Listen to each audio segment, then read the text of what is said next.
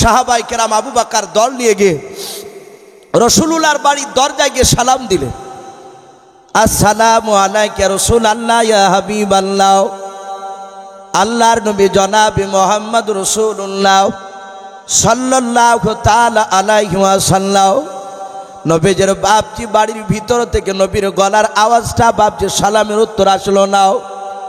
আল্লাহ রাসূলের কলিজা টুকরা বিটি মা ফাতেমা জোহরা রাদিয়াল্লাহু তাআলা আনহা উনি সালামের উত্তরটা দিয়ে বেরিয়ে এসে বলছে না, ওগো আব্বার বন্ধুরাও, আমার আব্বা জান কই? আমার আব্বা জানকে 4 দিন ধরে দেখতে পাই নাই। বলুন সুবহানাল্লাহ। আল্লাহ নবীর বন্ধু আবু বকর ডাক দিয়ে বলুন, ওগো ফাতেমা, কি বললা? নবী 4 দিন ধরে বাড়িতে আসে নাই। বলে নাও। আল্লাহর নবীজির বন্ধু আবু বকর তিনি হাউমা করে কান্না শুরু করে দিলেন। তিনি এত ভালোবাসতেন নবীকে আমার। ওমর বলছেন, ওগো আবু বকর ভাই, আপনি এত জোরে কেন কান্না করেছেন? বলেন। আবু বকর বলেন, ভাই ওমর, আমার মনে হয় আর বিশ্ব নবী পৃথিবীর বুকে জীবিত নাই। মনে হয় কাফেররা নবীজিকে মেরে দিয়েছে। হযরতে ফাতেমা কাদার বলেন, আব্বার বন্ধুরাও, আমি মনে মনে ভেবেছিলাম মসজিদ নববীতে 4 দিন ধরে আছে আমার আব্বাও। আমার আব্বা যেন 4 দিন ধরে বাড়িতে আসে নাই। আল্লাহর নবীজির বন্ধু আবু বকর ডাক দিয়ে বলছেন, ওগো আমার ওমর, বলে আমার নবীজি কোথায় আছে? বলে তা জানি না। আমার ওমর ডাক দিয়ে বলেন, আবু বকর, এভাবে প্রথমেই যদি আপনি কান্না করেন সাহাবারা নার্ভাস হয়ে যাবে আর নবীজিকে খোঁজাখুঁজি করতে পারবে না। ওগো আমার বন্ধু আবু বকর, নবীজির পেয়ারা বন্ধু, আপনি শুনে নাও, আর ওইভাবে কান্না করবেন না। গ্রামের ভিতরটা একটু আমরা খোঁজ নিয়ে দেখে ময়দানে চলো, আমরা খোঁজ দিয়ে দেখে নবীজিকে জিন্দা পাওয়া যায় কিনা। সব সাহাবারা গ্রামের ভিতরে বেরিয়ে পড়লেন। আমার আবু বকর উমর দুজনায় বাবা আল্লাহর নবীকে খোঁজার জন্য বাপজি মরুভূমির ময়দানের দিকে বাপজি চলে গেলেন। আল্লাহ রাসূলের বন্ধু আবু বকর উমর বলেন, আমরা মরুভূমির ময়দান অনেকটা দূর যাওয়ার পর দেখলাম বিশ্ব নবীজির বাপজি খোঁজ নেওয়ার জন্য। উমর বলেন, দেখলাম মাঠের মধ্যে দেখলাম 2টো বাচ্চা ছেলে বাপজি, তারা দাঁড়িয়ে আছে, রাখাল ছিল। তারা উট চড়ায়, দুম্বা চড়ায়, তারা রাখাল ছিল। হাতে তাদের দেখলাম দুজনার 2টো লাঠি ধরে আছে। আমার বন্ধু বিশ্ব নবীজির বাপজি বন্ধু উমর আল্লাহর নবীজির ব্যাপারে 2 বাচ্চাকে ডাক দিয়ে বলেছিল, বাবা তোমরা কি দেখেছো সারা পৃথিবীর দরদি নবী জনাবে মুহাম্মদ রাসূলুল্লাহ সাল্লাল্লাহু তাআলা আলাইহি ওয়াসাল্লাম কি ময়দানে দেখেছো তোমরা? কোথাও বলো। ওই বাচ্চা 2টো বাবা চিন্তিত অবস্থায় দাঁড়িয়ে ছিল। হযরত উমরের কথা শোনার পর তাকে বলেছিলেন, চাচা আপনাদের পয়গম্বর রাসূলকে আমরা 2 ভাই চিনি নাও, কিন্তু চাচা আমরা 4 দিন ধরে আজকে পেরেশান অবস্থায় আছি। বলে কেন রে বাবা?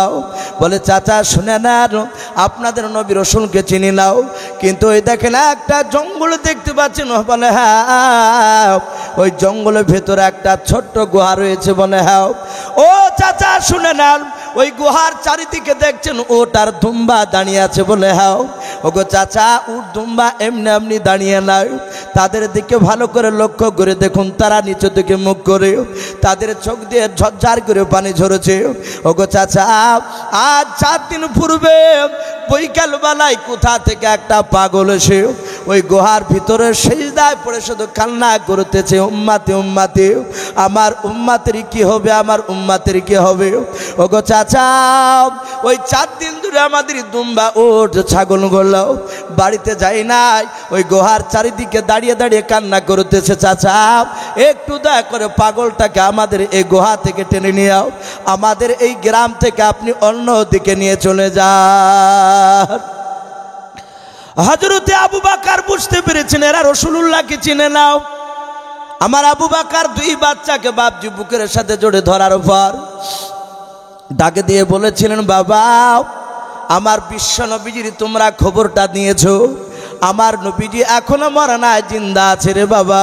তোমরা চিনতে পারো না উনি রহমতের নবী পয়গম্বর রাসূল আল্লাহর নবীর বন্ধু আবু বকর সিদ্দিক রাদিয়াল্লাহু তাআলা আনহু। বাবা ওমর ফারুক রাদিয়াল্লাহু তাআলা আনহু এরা দুজনায় দৌড়ে গিয়ে চিৎকার করে বাপজি ডাক দিলেন সাহাবাকে। সাহাবারা বাপজি একে একে বাপজি আওয়াজ দিয়ে চলে আসলেন। আমার আবু বকর বিশ্ব নবীর কাছে যাওয়ার পর পেছন দিক থেকে বাপজি আবু বকর সালাম দিলেন, আসসালামু আলাইকা ইয়া রাসূলুল্লাহ ইয়া হাবিবাল্লাহ ইয়ারফাউ রাসাকা। আবু বকর পেছন দিক থেকে রাসূলুল্লাহর পবিত্র পিঠে হাত দিয়ে বলছেন, ওগো আল্লাহর রাসূল ইয়ারফাউ রাসাকা, হে নবী আপনি তাড়াতাড়ি মাথাটা এ মাটি থেকে একটু ওঠান। ও রাসূল আর কাঁদেন না, নবী আপনাকে 4 দিন ধরে দেখতে পাই না। সাহাবায়ে কেরামরাও সকলের দিকে তাকে দেখেন, তারা আপনার জন্য পাগল হয়ে গিয়েছে। ওগো নবী আপনি আর কাঁদবেন, আপনি মাথাটা ওঠান। আমার বিশ্ব নবীর বন্ধু আবু বকর কয়েকবার বাপজি ডাকলেন, নবীজি সাড়া দিলেন না, নবী মাথা উঠালেন না। হযরত ওমর ফারুক রাদিয়াল্লাহু তাআলা আনহু বিশ্ব নবীর কাছে গিয়ে হাত দিয়ে বলছেন, ওগো রাসূল হে আমি আপনার ওমর সাহাবা, ওগো নবী আমি আপনাকে প্রথমে চিনতে পেরেছিলাম না, রাসূল আপনাকে চেনার পর আমি এত ভালোবাসি। ওগো নবী সেই আপনার বন্ধু আমি ওমর, আমি আপনার পেছনে দাঁড়িয়ে আছি। ওগো রাসূল আর কান্না করবেন না, এরপর আসাকাও, হে নবী আপনি তাড়াতাড়ি মাথাটা তুলুন। আমার বিশ্ব নবীজির বাপজি বন্ধু ওমরের আওয়াজ রাসূলুল্লাহ মাথা তুললেন না। নবী শুধু একইভাবে কান্না করছেন, ওগো মহল্লা আমার উম্মত জাহান্নামে চলে গেলে, আমার উম্মতি জাহান্নামে চলে গেলে আমি রাসূল পয়গম্বর আমি সহ্য করতে পারবো না। বলুন আলহামদুলিল্লাহ। আমার বিশ্ব নবী নয় আপনার অঝর নয় না কান্না করেছে। এইদিকে বাপজি আপনার হযরত আলী রাদিয়াল্লাহু তাআলা আনহু বিশ্ব নবীর কাছে বলছেন, ওগো ওগো আমার রাসূল এরপর আসাকা নবী আপনি মাথা তুলুন, আপনি কান্না করেন না। হযরত আলীর ডাকে যখন সাড়া দিল না, ওসমান গনি রাদিয়াল্লাহু তাআলা আনহু তিনি দাঁড়িয়ে আবু বকর বলছেন, ওগো আমার বন্ধু, ওগো ওসমান গনি আমি তোমাকে দেখেছি, রাসূলুল্লাহ খুব ভালোবাসত তোমাকে। আমার নবী পবিত্র জবানে ওসমান গনিকে জুন নুরাইন বলে বাপজি ডাকতেন। বলুন আলহামদুলিল্লাহ। 2 নূরের অধিকারী বলে ডাকতে, কারণ আমার ওসমান গনির সাথে বাপজি রাসূলুল্লাহর 2টো কলিজার টুকরা বিটির সাথে বাপজি বিয়ে হয়েছিল। ওসমান গনি এত দামি সাহাবা ছিলেন, এত দামি সাহাবা ছিলেন, হাদিস শরীফে বাপজি পাওয়া যায় আমার বিশ্ব নবী বলেন আমি আর আবু বকর আর হযরতে ওসমান গনি রাদিয়াল্লাহু তাআলা আনহু 3 জনাতে একটা মরুভূমির ময়দানে একটা পাহাড়ের চূড়ায় আমরা কি করেছিলাম, সেখানে দাঁড়িয়েছিলাম। হযরতে বিশ্ব নবী বলেন হঠাৎ করে দেখলাম পাহাড়টা বাপজি দোলতেছিল, হিলতে শুরু করলো। আবু বকর সিদ্দিক ডাক দিয়ে বলছেন, ওগো নবী যে পাহাড়ের উপর আমরা দাঁড়িয়ে আছি, ওগো নবী হঠাৎ করে পাহাড়টা দুলছে, কারণটা কি? পাশের দিকে লক্ষ্য করে দেখছো ওই পাহাড়গুলো তো দুলে নাই। আমার বিশ্ব নবী তাকে দেখলেন সত্যি তো পাহাড় হিলছে। আমার বিশ্ব নবীর বন্ধু আবু বকর তিনি থরথর করে কাঁপছেন। আমার বিশ্ব নবী বলেন, আবু বকর তুমি কেঁদো না, তোমার সঙ্গে বিশ্ব নবী যে আছে চিন্তা করো না। পাহাড়কে বাপজি থামতে বলে পাহাড় থামে নাই, তখনও বাপজি দুলছে। নবীজি সাথে হাতে বলেন, এই পাহাড় তুই কি জানিস তোর ওপরে কারা দাঁড়িয়ে আছে? সারা পৃথিবীর শ্রেষ্ঠ রাসূল দাঁড়িয়ে আছে, তার সাথে হাতে একজন সিদ্দিকে আকবর আবু বকর আর একজন হযরত ওমর, আমি যাকে জুন্নুরাইন বলি সেই ব্যক্তি দাঁড়িয়েছে ওসমান গনি। হে পাহাড় তুই তাড়াতাড়ি থামিয়ে যাও। যাহাতে বাপজি এই কথা রাসূলুল্লাহ বললেন, আর পাহাড়টা বাপজি হিলা বাপজি বন্ধ করে দিল। বলুন সুবহানাল্লাহ। সেই নবীজির দামি সাহাবা ওসমান গনি, আমার বিশ্ব নবীজির বাপজি আপনার পাশে দাঁড়িয়ে হযরত ওসমান গনি নয়, আলী রাদিয়াল্লাহু তাআলা আনহু, হযরতে বাপজি উমর ফারুক রাদিয়াল্লাহু তাআলা আনহু, হযরতে আবু বকর সিদ্দিক রাদিয়াল্লাহু তাআলা আনহু আজমাইন তারা সকলে বলেন, ওগো আমার ওসমান গনি সাহাবা তুমি তোমার বিশ্ব নবীজিকে তুমি ডাক দাও। আমার মনে হয় তুমি ডাক দিলে রাসূলুল্লাহ উঠবে। হযরত ওসমান গনি কাঁদতে কাঁদতে বলেন, ওগো রাসূল আর কান্না করেন না, আপনার সাথী ভাইরা দেখুন কান্না করছে। হে নবী আপনি উঠান মাথাটা। আল্লাহ রাসূল তখন উঠালেন না। সাথে হাতে আবু বকর কাঁদতে কাঁদতে বলেন, ওগো আমার সাথী ভাইরা আমার মনে হয় পৃথিবীর মধ্যে একজন নারী ডাক না দিলে আমার মনে হয় কোনো নারী আর পুরুষের ডাক আমার বিশ্ব নবী শুনবেন না, একটা নারীরই কথা শুনবেন। হযরতে আলী মুর্তজা রাদিয়াল্লাহু তাআলা আনহু, হযরত ওমর ফারুক রাদিয়াল্লাহু তাআলা আনহু কাঁদতে কাঁদতে বললেন, ওগো আবু বকর সিদ্দিক আপনি বলুন সেই নারীটাকে যার ডাকে রাসূলুল্লাহ উঠবে, সেই নারীটাকে আমি এক্ষুনি ডেকে নিয়ে আসবো। হযরত আবু বকর বলছেন, ওরে আলী তোমার যে অর্ধাঙ্গিনী বিবি হযরত মা ফাতেমা তো জোহরা আমার বিশ্ব নবীর কলিজা টুকরা বিটি মা ফাতেমাতুজ জোহরা রাদিয়াল্লাহু তাআলা আনহা। আবু বকর বলে আমি দেখেছি আমার বিশ্ব নবী ফাতেমাকে দেখলে তিনি আর সহ্য করতে পারতেন না। তিনি মজলিসে দাঁড়িয়ে বসে থাকলে দেখছেন যে আমার ফাতেমা ছুটে আসছে। আমার বিশ্ব নবী মজলিস থেকে উঠে গিয়ে সোজা হেঁটে ফাতেমার দিকে এগিয়ে যেতেন। বলুন আলহামদুলিল্লাহ।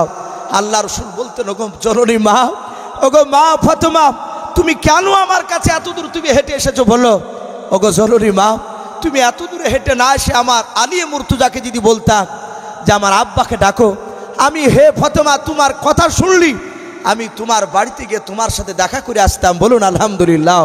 বাবজি আমার সোনা লালেরা, আমার বিশ্বনবী ফাতেমাকে এত ভালোবাসতে আমার বিশ্বনবী সাহাবাদের সামনে বলতে, আমার মাকে মা বলে বেশি দিন ডাকতে পাই নাই। আমার মা বিনা আমাকে ইন্তেকাল করেছিল 6 বছরে রেখে, কিন্তু আমি 6 বছর ধরে মার কাছে থাকতে পাইনি। দুদুমা হালিমাতু সাদিয়ার কাছে ছিলাম, আমি মা মা করে বেশি দিন ডাকতে পাই নাই।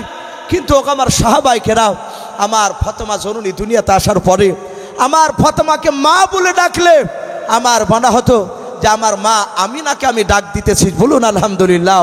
সেই নবীজির কলিজার টুকরা বিটি মা ফাতেমাতুজ জোহরা রাদিয়াল্লাহু তাআলা আনহার কথা আবু বকর বললে। ও আমার সাথী ভাইয়েরা, আমার ধারণা যে হযরত মা ফাতেমাতুজ জোহরা এসে ডাক দিলে আমার বিশ্বনবী আর থাকতে পারবে না। সাহাবায়ে কেরাম রাদিয়াল্লাহু তাআলা আনহুম আজমান গুণদের মধ্যে থেকে বাবা কয়েকজন সাহাবা সোজা দৌড়ে ফাতেমার কাছে বাপজি খবর দেওয়া হলো, আল্লাহ রাসূলের কলিজার টুকরা বিটি ফাতেমাতুজ জোহরা রাদিয়াল্লাহু তাআলা আনহা আল্লাহ নবীর কাছে এসে বাপজি সালাম দিয়ে বলেন, আব্বা আপনার বেটি ফাতেমাকে একটা দিন আপনি না দেখলে থাকতে পারতেন না। ওগো আব্বা জান, আজ 4 দিন হতে চলল আপনার বিটিকে না দেখা করে গুহার ভিতরে কেমন করে আছেন বলুন। ওগো আব্বা আর কান্না করবেন না, আপনার কলিজার টুকরা বেটে ডাক দিতেছে, আপনি তাড়াতাড়ি মাথাটা তোলন। সাহাবায়ে কেরাম বলেন, মা ফাতেমাতুজ জোহরা কয়েকবার বিশ্ব নবীকে বাপজি ডাক দিলেন। আল্লাহর নবীজি কাঁদতে কাঁদতে বলেন, ফাতেমা, ওরে ফাতেমা জননী তুমি আর আমাকে ডাক দিও না। ওরে মা, আমার উম্মাত উম্মাতিরাও তারা জাহান্নামে চলে যাবে 7 নাম্বার দরজা দিয়ে। হযরত জিবরিল আলাইহিস সালাম আমাকে 4 দিন আগে বলে গিয়েছে, ওরে মা ফাতেমা শুনে নাও, আমি রাসূল পয়গম্বর আমি জান্নাতে থাকবো আর আমার উম্মাত উম্মাতিরা জাহান্নামে যাবে। জাহান্নামে তারা আগুনে শাস্তি, তারা পড়বে আগুনের তাপ সহ্য করতে পারবে না। আমি পয়গম্বর রাসূল জান্নাত থেকে আর সহ্য করতে পারবো না। ওরে আমার ফাতেমা, আমার আল্লাহ যতক্ষণ পর্যন্ত আমার উম্মাতে মুহাম্মদীকে আমার আল্লাহর নবী ডাক দিয়ে বলেন, আমার উম্মাত উম্মাতিকে যতক্ষণ পর্যন্ত মাফ না করবে আমি ততক্ষণ পর্যন্ত শুনে নাও আমি মাথাটা মাটি থেকে উঠাবো না। বলুন সুবহানাল্লাহ। আল্লাহ রাসূলের বাপজি সাহাবারা বলেন, দেখলাম ফাতেমার ডাকে বাপজি সাড়া দিলেন না। হযরত জিবরিল আলাইহিস সালাম আর থাকতে পারলেন না। আমার আল্লাহ ডাক দিয়ে বলেন, জিবরিল দৌড়ে চলে যাও। বলে কোথায়? ওই যা গুহাতে আমার বিশ্ব নবী কাঁদেন, যাও আল্লাহর নবীজির কাছে বাপজি খুশখবরি তুমি তাড়াতাড়ি নিয়ে যাও। জিবরিল আলাইহিস সালামকে বাপজি আল্লাহ জানিয়ে দিলেন।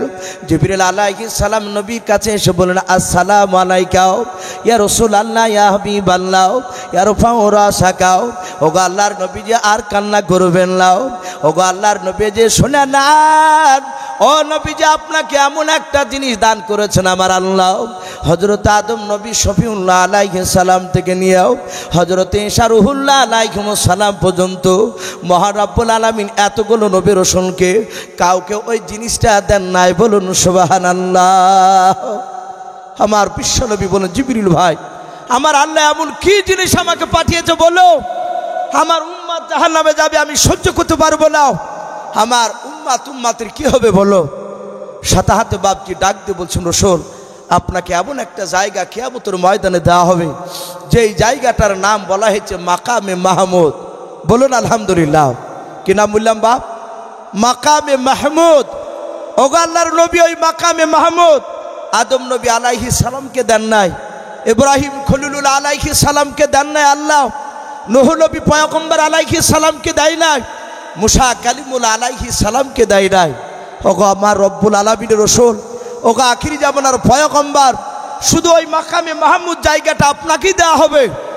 এতটুকু আল্লাহ আপনার ব্যাপারে বলেছে।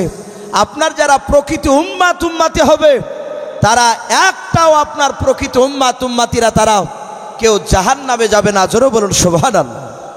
তারা সবাই জান্নাতে যাবে। হে রাসূল, আপনি কাঁদবেন না। আপনাকে মাকামে মাহমুদ ওই সিংহাসনটা, চেয়ারটা দেওয়া হবে একেবারে জাহান্নামে, একেবারে সামনে রাস্তায় যাওয়ার সময়তে দেখতে পাবেন নবী আপনার সামনে দিয়ে সব জাহান্নামীরা জাহান্নামে যাবে।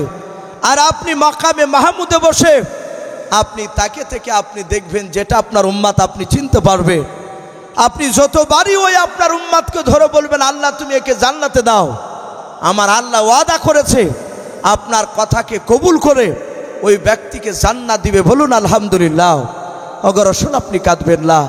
সম্মানিত ভাইরা, আমার বাবাজি বোনেরা, তারপর রাসূলুল্লাহ ওখান থেকে বাপজি মাথাটা তুললে, আমি প্রতিটা বাপজি ভাইদেরকে বলবো, আমার সে বিশ্বনবী বাপজি দুনিয়ার বুকে জিন্দা অবস্থায় নবী হাউমা করে কেঁদেছিলেন, এই উম্মতি মুহাম্মদীরা তারা যেন জাহান্নামের আগুন থেকে যেন বাপজি তারা নাজাত পেয়ে যায়। আমরা চিনতে পারি নাই। আমি প্রতিটা বাপজি ভাইদেরকে বলবো, যারা প্রকৃতি বাপজি এখনো নবীর মহব্বত বাপজি যারা করেছেন, যারা করবেন, নবীর সুন্নাতকে মানবে, যারা প্রকৃতি নবীজির আশিক হবে, তারা কোনোদিনই বাপজি জাহান্নামে যেতে পারবেন না। আল্লাহ এটা ওয়াদা করেছেন, হে রাসূল, আপনার উম্মাতিকে আমি জাহান্নামে দিব না। কিন্তু কেতাবে লিখেছে বাপজি, কিয়ামতের ময়দান খুব কঠিন ভয়ঙ্কর হবে। হযরতে বিশ্বনবী জনাবে মুহাম্মদ রাসূলুল্লাহ সাল্লাল্লাহু তাআলা আলাইহি ওয়াসাল্লাম বলে, আমি হাউজে কাউসারের পানির কাছে আমি দাঁড়িয়ে থাকবো। আল্লাহ আমার এত ইজ্জত সেদিন বুলান্দ করে দিয়েছে, আমার বিশ্বনবী কাউসারের পানি গিলাস হাতে করে ধরে প্রতিটা জান্নাতি বাপজি মানুষকে বাপজি রাসূলুল্লাহ দিবে। কেতাবে লিখেছে বেঈমান আবু জেহেল উনিও কিন্তু বাপজি রাসূলুল্লাহর উম্মত। আমার বিশ্বনবীর বাপজি আপন চাচা নয়, প্রতিবেশী চাচা, আমার রহমতের নবী, সেখানে কাউসারের পানি বাপজি আপনার জান্নাতি উম্মতদেরকে দিবে। আর ওই সময় বেঈমান আবু জেহেল কিয়ামতের ময়দানে তার বাপজি জিভটা বাপজি নাভি পর্যন্ত লম্বা হয়ে যাবে, চোখগুলো বুটা বুটা হয়ে যাবে, তার নিজের শরীরের ঘাম পড়তে পড়তে বাপজি প্রায় আপনার হাঁটুর নিচে হয়ে যাবে। ওই সময় আবু জেহেল বেঈমান খুবই পিপাসিত অবস্থায় থাকবে। সে ছটফট করবে, চারিদিকে তাকাবে, পানি খুঁজবে। কিয়ামতের ময়দানে বাপজি জাহান্নামী মানুষদের কাছে যাবে আর বলবে, ভাই আমাকে পানির ব্যবস্থা করে দাও। বলো পানি কোথায় পাওয়া যাবে, একটু আমাকে বলো, বলো পানি না হলে আমি আর সহ্য করতে পারবো না। মানুষরা বলবে, আমরা তো ব্যতিব্যস্ত হয়ে আছি। সাথে হাতে আল্লাহর নবী জনাবে মুহাম্মদ রাসূলুল্লাহ সাল্লাল্লাহু তাআলা আলাইহি ওয়াসাল্লামের কথা বলা হয়েছে। দরদে নবী, রহমতের নবী, উনি কাউসারের পানি নিয়ে বাপজি যখন মানুষকে পানি পান করাবে, আবু জেহেল বেঈমান ডাক দিয়ে বলবে, ভাই ওই জায়গায় এত মানুষের সমাগম কেন, এত মানুষ ওই জায়গায় ভিড়ভাট্টা করেছে কেন, ব্যাপারটা বলো। তখন জাহান্নামী বাপজি ওই কিয়ামতের ময়দানের এক শ্রেণীর মানুষ তারা বলবে, ওগো আমি তোমাকে চিনিলাম, কিন্তু ওই জায়গায় আখিরি জামানার পয়গম্বর জনাবে মুহাম্মদ রাসূলুল্লাহ বলুন সাল্লাল্লাহু তাআলা আলাইহি ওয়াসাল্লাম, তিনি কাউসারের পানি জান্নাতি মানুষদেরকে তিনি খাওয়াছেন। আবু জেহেল বাপজি মুচকে হাসি দিয়ে সেই সময় তৃষ্ণার্ত অবস্থায় থাকা অবস্থাতেও যাহাতে নবীজির নাম শুনবে আর ডাক দিয়ে বলবে, ও তো আমারই তো ভাতিজা, আমি ওর কাছে গেলেই আমাকে পানি দিবে। কারণ আবু জেহেল বেঈমান এটাও জানতো কিয়ামতের ময়দানে নয়, আবু জেহেল জিন্দা থাকা অবস্থায়, নবী জিন্দা থাকা অবস্থায় আমার বিশ্বনবী বেঈমান আবু জেহেলের কাছে এক নাই, দুই নাই, একটি কেতাবে এসেছে প্রায় 212 বেশি কলেমার দাওয়াত নিয়ে আবু জেহেলের কাছে গিয়েছিল। বলুন আলহামদুলিল্লাহ। 212 বেশি। যদি একটিবার যদি আমার চাচা যদি কলেমা পড়ে নেয়, তাহলে আমার চাচা ভয়ঙ্কর জাহান্নামের আগুন থেকে বেঁচে যাবে। কিন্তু বেঈমান আবু জেহেল রাসূলুল্লাহর কথাকে মানে নাই, আমার বিশ্বনবীকে এত আঘাত দিয়েছিল। সে জানত যে মোহাম্মদকে আমি ডাকলিতে সে আমার ডাকে সাড়া দিত। সঙ্গে সঙ্গে বাবা আমার বিশ্বনবী রহমতের নবীর কাছে বাপজি আবু জেহেল ছুটে যাবে, মানুষকে ফাড়ি দিতে দিতে চলে যাবে। যাওয়ার পর ডাক দিয়ে বলবে, ওগো ভাতিজা, এ ভাতিজা, আমি তোমার চাচা, আমি সহ্য করতে পারি না, আমার বুকটা ফেটে যাবে, তাই মনে হচ্ছে আমাকে এক গ্লাস পানি দাও। আমার বিশ্ব নবী দরদি নবী আমার জনাবে মোহাম্মদ রাসূলুল্লাহ সাল্লাল্লাহু তাআলা আলাইহি ওয়াসাল্লাম নবী আমার গ্লাসের পানিটা নিয়ে আবু জেহেলের দিকে তাকে দেখবেন, এ তো আমার সেই প্রতিবেশী চাচা। আল্লাহ রাসূল ডাক দিয়ে বলবেন, চাচা এই নেন গ্লাসের পানিটা। যখন দিতে যাবেন, বেঈমান আবু জেহেল বুক ভরা আশা নিয়ে বাপজি পানির গ্লাসটা ধরতে যাবে। আর ওই সময় আল্লাহর কুদরতি বাপজি পাঁচিল পর্দা, বেঈমান আবু জেহেলের বাপজি সামনে আর বিশ্ব নবীর সামনে বাবা একেবারে পাঁচিলটা বাপজি পড়ে যাবে। আবু জেহেল ডাক দিয়ে বলবে, ভাতিজা কি জানো আটকে গিয়েছে, আমার হাত ওই জায়গায় বেঁধে যাচ্ছে, তোমার কাছে হাত কেন যায় নাই? আল্লাহর নবী বলবেন, চাচা আমারও তো হাতটা বেঁধে যাচ্ছে। আল্লাহর নবী চেষ্টা করবে তাকে পানি দেওয়ার, আর বেঈমান আবু জেহেল বাপজি নেওয়ার চেষ্টা করবে।